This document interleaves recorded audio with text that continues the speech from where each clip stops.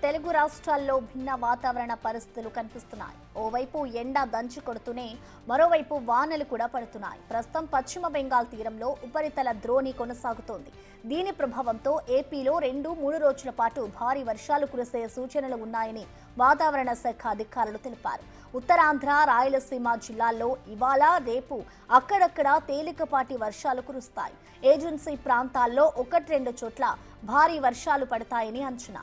గంటకు 30 నుంచి 40 కిలోమీటర్ల వేగంతో ఈదురుగాలులు కూడా ఉంటాయని అధికారులు హెచ్చరిస్తున్నారు. కొన్ని ప్రాంతాల్లో 50 కిలోమీటర్ల వేగంతోనూ గాలులు వీస్తాయని చెప్పారు.